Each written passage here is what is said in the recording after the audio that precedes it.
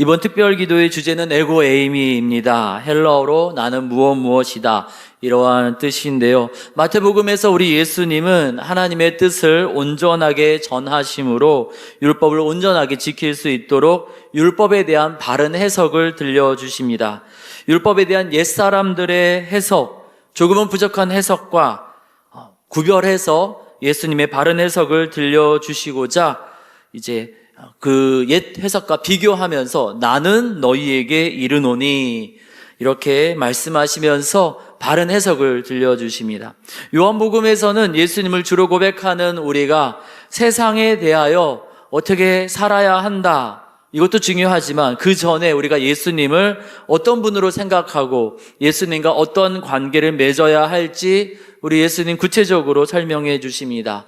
6장에서 오병이어로 음식을 해결한 사람들이 땅의 것을 해결하기 위한 수단으로 예수님을 왕으로 삼으려 합니다. 이 땅을 살아갈 때 우리 육체가 밥을 먹지 않으면 죽기 때문에 우리는 그 밥을 먹기 위해서 농사도 짓고 노동도 합니다. 그때 그 사람들은 예수님을 땅의 음식, 땅의 필요를 해결하는 도구와 수단으로 여겼습니다. 예수님을 땅의 생명, 땅의 필요를 얻기 위한 수단으로 여기지 말고 생명의 떡 그 자체로 바라보라고 하십니다. 육체의 생명을 연정하기 위해서는 우리가 밥을 먹어야 하는 것처럼 영원한 생명, 이것을 또 우리 영적인 생명을 얻기 위해서는 생명의 떡 되시는 예수님을 모셔드려야 함을 알려주신 것이죠. 예수님을 우리 안에 모셔드리면 우리 안에 세상의 어떤 것으로도 해결할 수 없었던 갈증과 허기짐이 해결되어집니다. 8장에서 예수님은 사람들이 예수님을 고발하고자 현장에서 가늠하다가 잡힌 여인을 보십니다. 사람들은 이 여인을 향해 돌을 들어서 치려고 하고 있었죠. 누군가를 향한 증오, 분노는 이성을 마비시킵니다. 판단을 흐리게 합니다. 제대로 보고 판단할 수 없도록 그렇게 우리의 눈을 가리어 버립니다. 이에 우리 예수님 땅에 글씨를 쓰시면서 죄 없는 자가 먼저 돌로 치라 말씀하십니다. 예수님의 행동, 또 예수님의 말씀을 들은 사람들은 그동안 자신의 감정에 치우쳐서 잊어버렸던 것을 다시 깨닫게 됩니다. 그래서 죽이려던 여인을 현장에 내버려둔 채 누가 먼저랄까 할 것 없이 다 떠나게 됩니다. 그때 우리 예수님 말씀하시죠. 나는 세상의 빛이니. 빛이 없을 때, 어둠이 가득한 때에는 어디가 길인지, 어디가 장애물인지, 어디가 함정인지, 어디가 위험한 곳인지, 어디가 깨끗한 곳인지, 어디가 더러운 곳인지 알 수가 없습니다. 하지만 빛이 비치면 무엇이 바른 길인지, 무엇이 깨끗한 것인지 알게 됩니다. 예수님의 말씀은 빛이 되어서 사람들로 하여금 바르게 보게 합니다. 바르게 깨닫게 합니다. 간음에 대한 재판이면 남자가 있어야 되는데 남자 없이 여자만 데리고 왔던 정말 말도 안 되는 그 상황, 조금만 생각해보면 뭐가 잘못되는지 알 수 있었음에도 불구하고 그 수많은 사람들은 마치 무엇에라도 홀린 것처럼 그것을 알지 못하고 생각하지 못했습니다. 그래서 여인을 돌로 쳐 죽이려 했었는데 예수님의 말씀 가운데 빛이 임하여 그들의 생각이 깨달아지고 돌로 누군가를 쳐 죽이려던 시도를 멈추게 됩니다.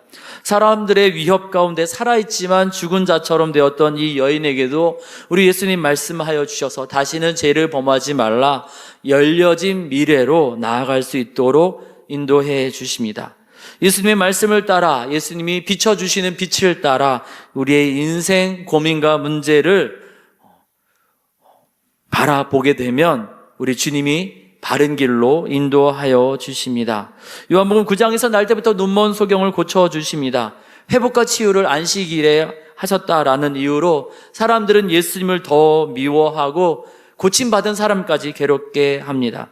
예수님은 한번 고쳐주시고 이제 알아서 해라, 이제 여기까지 했으면 됐지 하고 떠나시는 것이 아니라 찾아가서 위로하시고 격려해 주십니다. 육체적인 문제만 해결해 주시는 것이 아니라 예수님이 메시아 되심을 알려주시면서 영적인 문제도 해결해 주시고 그의 인생 전체를 선한 걸음으로 이끌어 가십니다.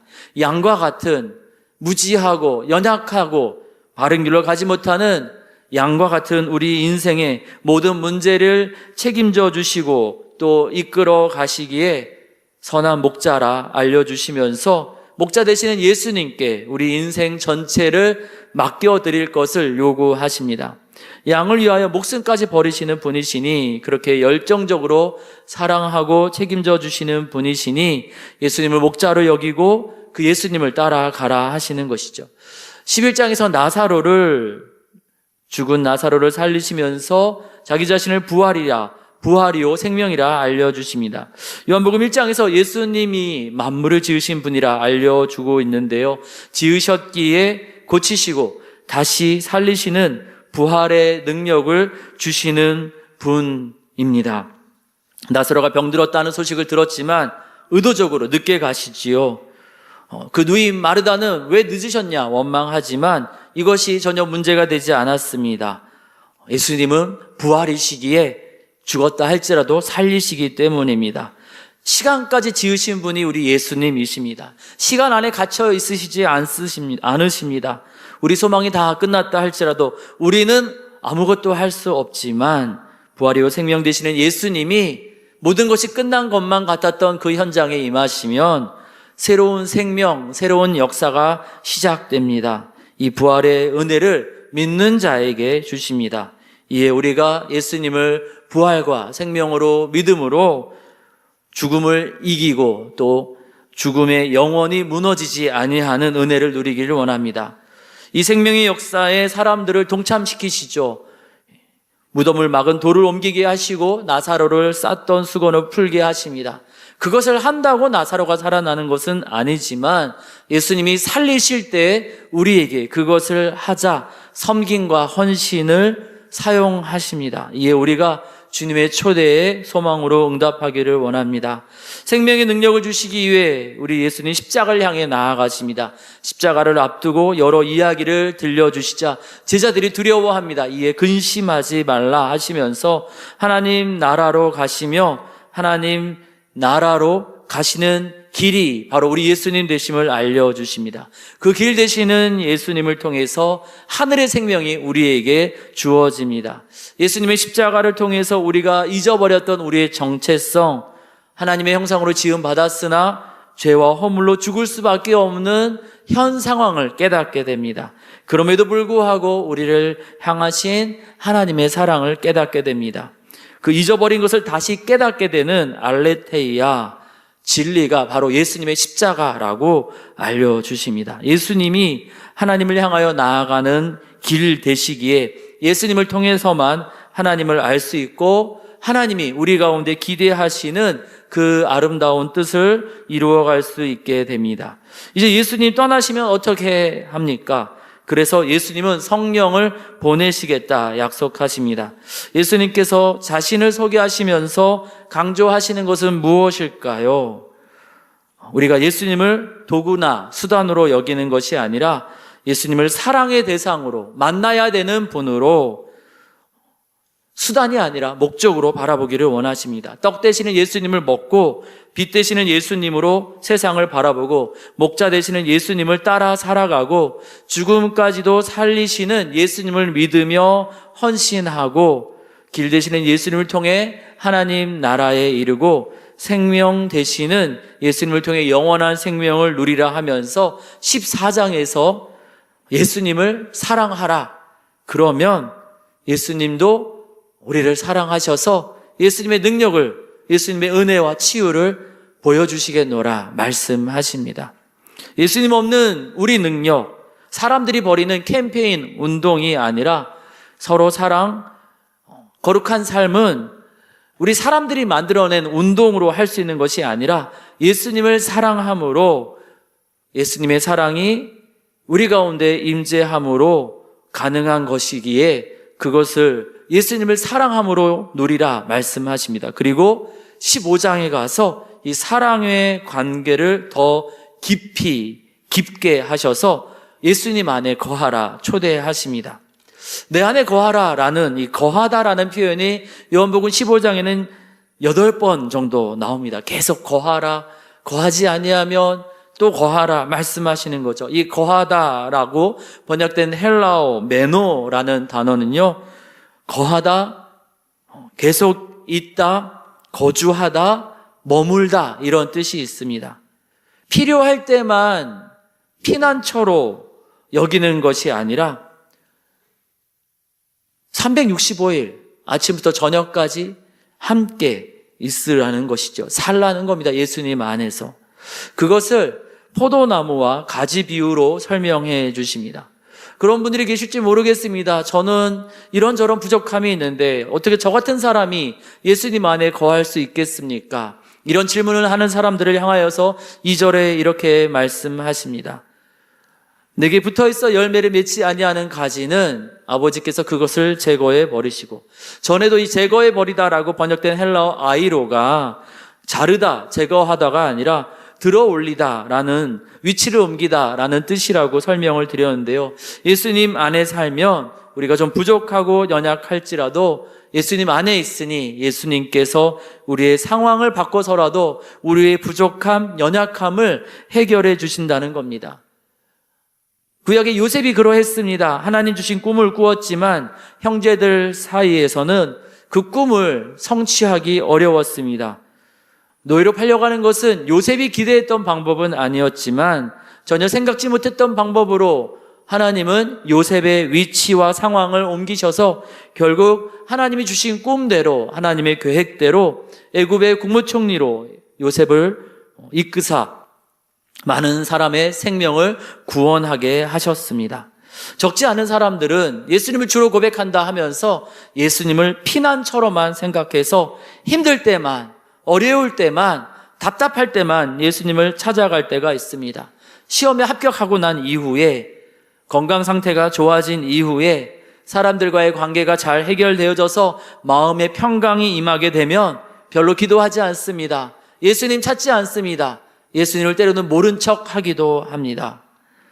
하지만 문제가 생기면 그제서야 또 해결받고자 예수님 앞에, 십자가 앞에 나아가는 것이지요. 그런데 우리 예수님은 그런 것을 기대하시는 것이 아닙니다. 힘들 때만이 아니라 힘들지 않아도 평안할 때에도 예수님을 찾는 것입니다. 예수님과 동행하는 것입니다.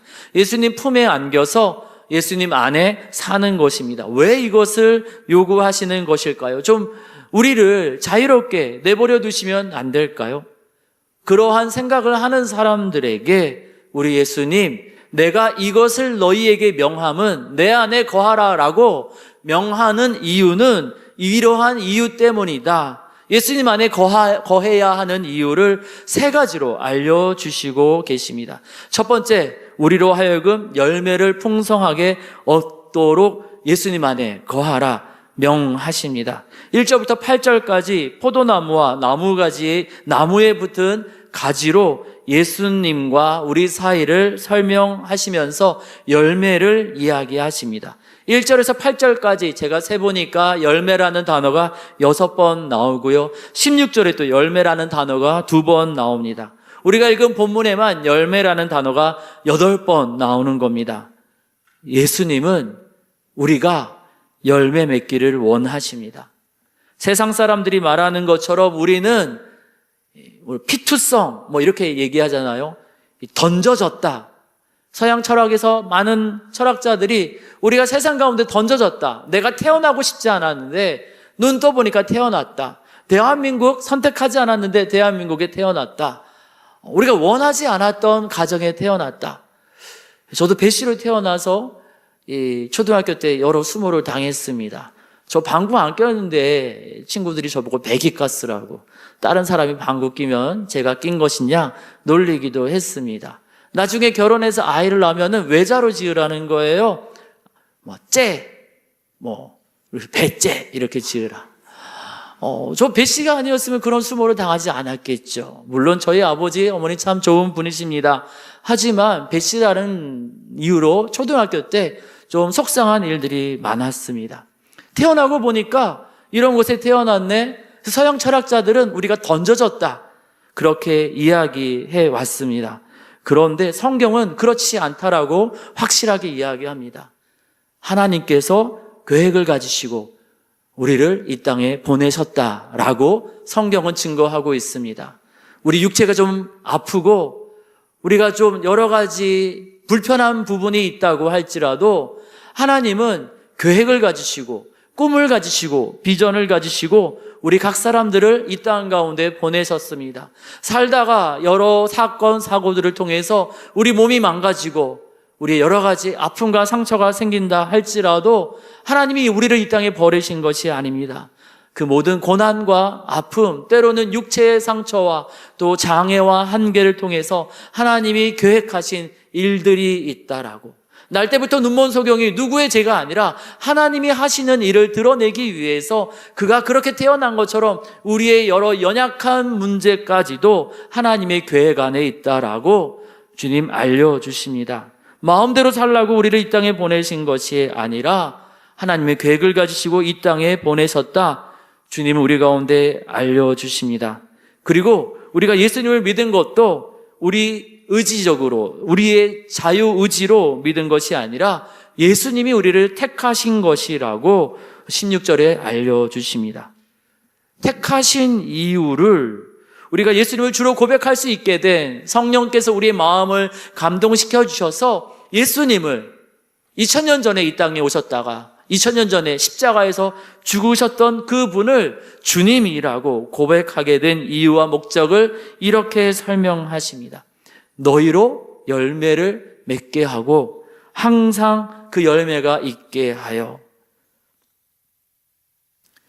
우리의 욕망이 아니라 예수님의 이름으로 하나님께 구하는 모든 것들, 예수님의 이름으로 하나님의 일을 하려고 할 때마다 그 다양하고 풍성한 하나님의 뜻이 아름답게 열매 맺게 하려는 것이라 주님 알려주십니다. 열매 맺는 도구와 수단으로만 우리를 여기시는 것은 아니시지만 천하보다 귀하게 여기셔서 하나뿐인 아들을 내어주셨지만 계획을 가지시고 꿈을 가지시고 비전을 가지시고 우리를 이 땅에 보내셨기에 우리가 이 땅에서 하나님의 뜻대로 하나님의 아름다운 열매를 맺기를 원하십니다. 이 열매는 특정한 것으로 규정하기 어렵습니다. 어떤 사람에게는 정말 아름다운 빛깔을 보여주는 그림일 수도 있겠고요. 어떤 사람에게는 예를 들어서 선생님들에게는 정말 무엇보다도 귀한 아름다운 영혼을 가진 귀한 제자들일 수도 있겠죠. 어떤 분에게는 또 맛있는 음식이 그 열매일 수도 있습니다. 하나님께서 우리 각 사람에게 주시는 각양 좋은 은사를 통해서 선하고 아름다운 결과들이 우리 인생 가운데, 우리 가정 가운데, 또 우리 교회 가운데 열매 맺히기를 우리 주님은 기대하십니다. 그래서 우리 예수님 다시 오실 때 마태복음 25장에 등장하는 2달란트, 5달란트 받은 종들처럼 그 수고하고 애쓴 것으로 인하여서 남긴 열매로 인하여서 칭찬 듣고 주인의 잔치에 기쁨으로 참여하기를 우리 주님이 기대하십니다.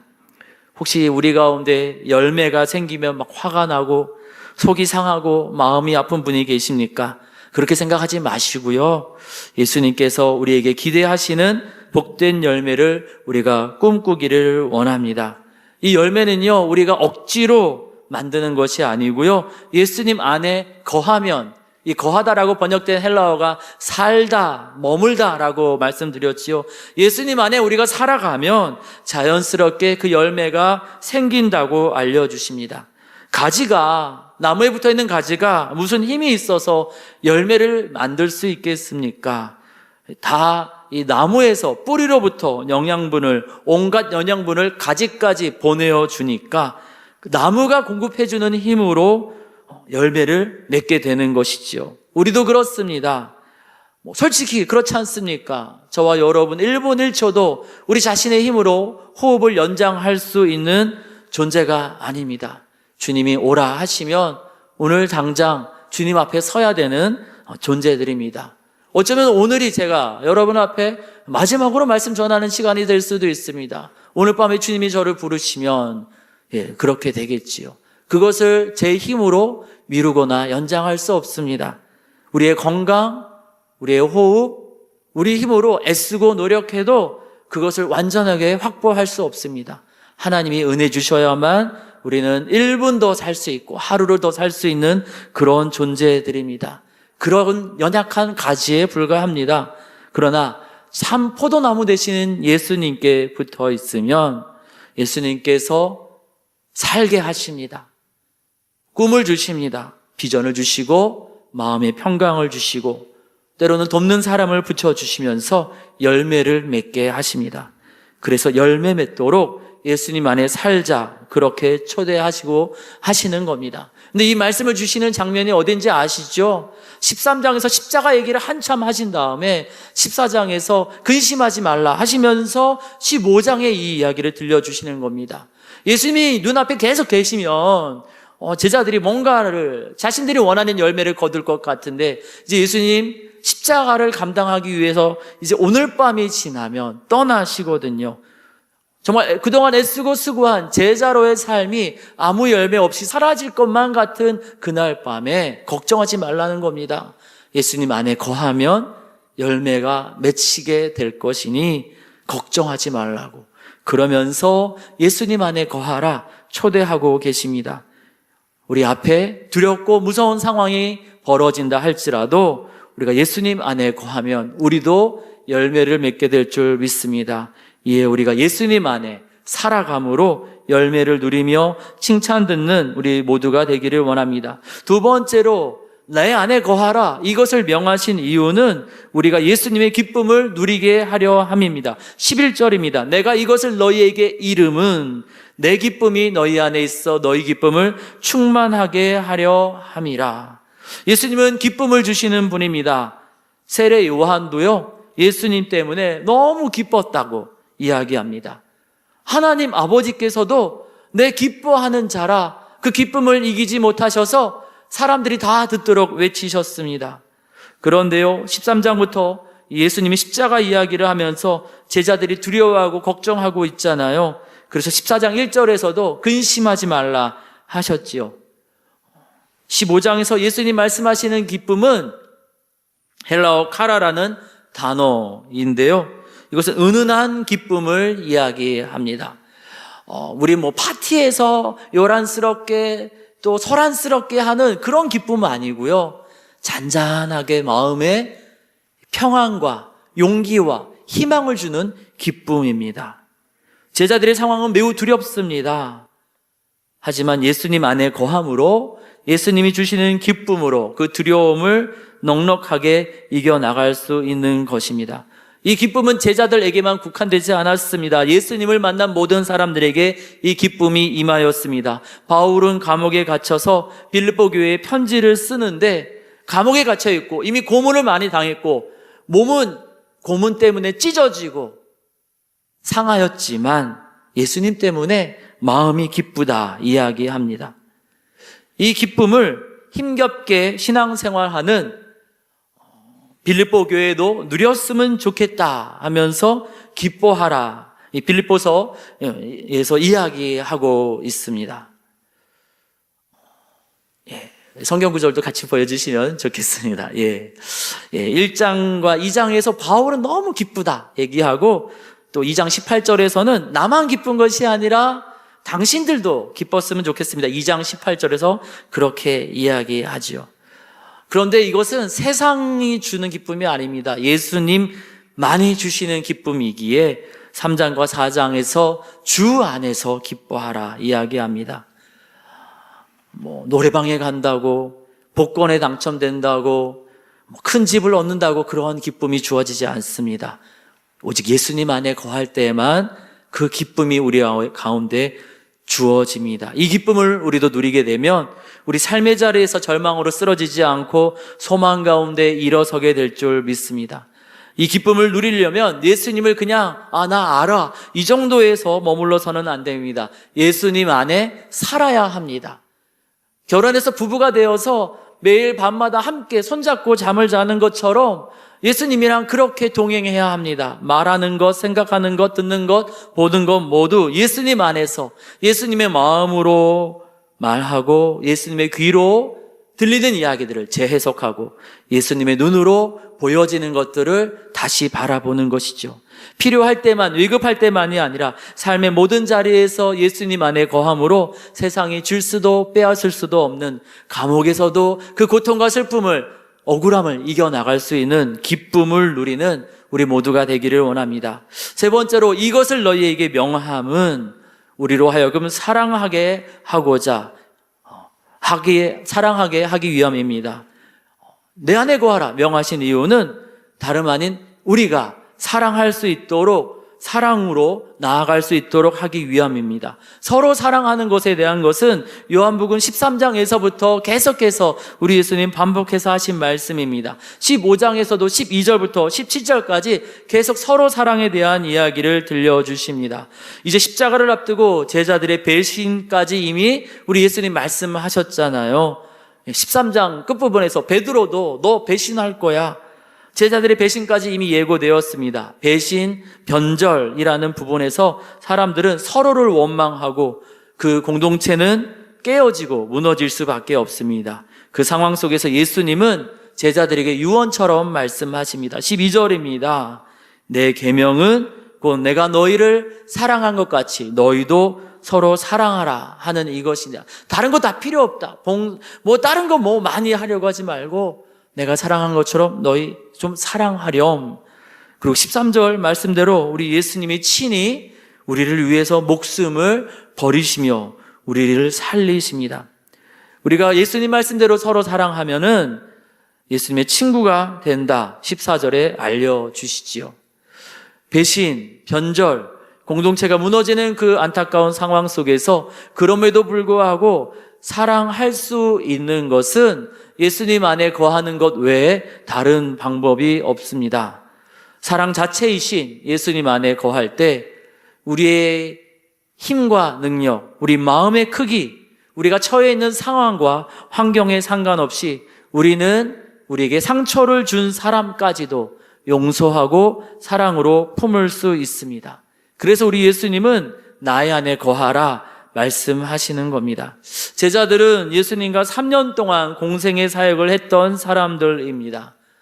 예수님이랑 3년 동안 먹고 자고 예수님 주시는 떡과 또 물고기로 배를 불리고 그렇게 살아간다면 얼마나 우리가 신령한 사람들이 되겠습니까? 그런데요, 그들조차도 예수님 안에 거하지 않으면 사랑할 수 없었습니다. 그래서 예수님 안에 거하라 말씀하시는 것이죠. 제자들도 그랬는데 우리는 어떻게 했습니까? 예수님 안에 거하지 않으면 사랑할 수 없고 용서할 수 없고 하나 될 수 없습니다. 내 힘과 능력이 아니라 예수님 안에 거하여 예수님의 은혜로 사랑하며 예수님 안에서 사랑으로 한마음이 되는 우리 한마음 교회가 되기를 원합니다. 예수님 안에 거함으로 예수님의 사랑과 용서로 서로를 품고 안아주는, 존중하고 배려하는 우리 한마음 교회가 되기를 원합니다. 예수님 안에 거하는 것을 우리 입장에서는 거한다 이지만 예수님 입장에서는 예수님께서 우리를 품어주시는 겁니다. 참 포도나무이신 예수님 안에 거하라 말씀하시는 예수님의 초대 안에 우리가 주님 우리를 품어 주옵소서라는 고백으로 응답하며 나아가기를 원합니다. 요한복음 15장 말씀이 선포되는 그날 밤, 이제 이 밤이 지나면 이제 예수님은 체포되셔서 십자가를 감당하기 위해서 끌려가시는 그러한 상황이 펼쳐지게 됩니다. 그것을 두 눈으로 보면서 당황하고 힘겨워하는 제자들에게 우리 예수님 그 힘겨움을 극복하고 이겨나갈 수 있도록 나의 안에 거하라 말씀하십니다. 2025년 열심히 살았지만 감사의 열매도 많이 있지만 더불어서 아쉬움과 상처가 가득한 우리에게 이제 연말을 앞두고 대림절을 앞두고 감사와 기대도 있습니다만 또 다른 아쉬움으로 힘겨워하는 우리에게 참포도 되시는 예수님 안에 거하라. 우리 주님, 우리의 힘겨움을 극복하고 이겨나갈 수 있도록 예수님 안에 거하라. 우리를 초대하고 계십니다. 예수님 없이는 열매를 맺을 수도 없습니다. 두려움에 우리는 우리 자신도 무너지고 우리가 속한 가정도 공동체도 무너질 수밖에 없습니다. 상한 마음에 사랑도 용서도 할 수 없습니다. 우리가 우리의 연약함을 참 포도나무 되시는 예수님 없이는 우리는 아무것도 할 수 없습니다. 우리의 연약한 모습을 솔직하게 고백하면서 이 밤에 우리 주님 예수님 품에 안기기를 원합니다. 우리 예수님 품 안에서 풍성한 열매로 두려움을 극복하는 기쁨으로 상처와 아픔을 넘어선 사랑과 용서로 예수님 품 안에서 우리 주님께서 우리를 친히 새롭게 하실 줄 믿습니다. 기도하겠습니다. 살아계신 하나님, 대림절을 앞두고 예수님이 우리에게 어떤 분이신지 요한복음을 통해 다시 살필 수 있는 기회를 주시니 감사합니다. 참된 양식 되시며 세상을 바라볼 수 있는 올바른 빛이 되어주시고 선한 목자 되셔서 죽음을 넘어서 부활로 생명으로 다시 살려내시는 우리 주님 예수님을 길과 진리 생명으로 받아들이며 예수님의 십자가로 하나님 나라에 이르고 예수님으로 인하여 하나님 나라의 생명을 누리고 그 십자가 안에서 우리가 잊어버린 모든 것들을 깨닫게 하여 주옵소서. 나를 사랑하라. 그렇게 우리 마음 문을 두드리시는데 우리가 예수님을 위해서 산다, 예수님을 위해서 봉사하고 예수님을 위해서 이것저것을 한다 하면서 예수님을 때로는 너무 멀리 우리 마음에서 먼 곳에 두었던 것은 아니었는지 우리 모습을 되돌아보게 됩니다. 사랑으로 함께 하자, 함께 살자, 열매 맺도록 두려움과 슬픔을 이겨나가도록 기쁨을 채우시고자 상황과 상처로 사랑할 수 없는 이들까지도 사랑할 수 있도록 내 안에 거하라, 예수님 안에 살자 말씀하시는데 그 말씀을 알고 들으면서도 또 예수님을 위해 일한다 하면서도 정작 우리 마음이 탕자처럼 예수님에게서 멀리 있었음을 고백합니다. 이제 대림절을 이틀 앞두고 열매, 기쁨, 사랑이라는 이유를 알려주시면서 다시 예수님 안에 거하라 말씀하여 주시니 그 말씀에 응답하여서 우리 주님 품 안에 나아가겠습니다. 그 넓으신 사랑의 품 안에 십자가에서 양팔을 넓게 벌리시고 우리를 안아주시고자 기다리고 계시는 주님의 품을 향해 우리가 나아가오니 주님 우리를 안아주시옵소서. 십자가를 앞두고 두려움에 떨었던 제자들처럼 여러 가지 이유로 흔들리고 낙심한 우리의 심령을 우리 주님 그 십자가 사랑의 품 안에 안아주셔서 우리가 다시 열매 맺게 하여 주시옵소서. 다시 두려움을 극복하고 기쁨을 누리게 하여 주시옵소서. 상황과 상처를 넘어서서 다시 용서하고 사랑하게 하여 주옵소서. 참 포도나무 되시는 우리 예수님께서 하실 일을 기대하고 감사드리며 우리 주님 예수님의 이름으로 기도드립니다. 아멘.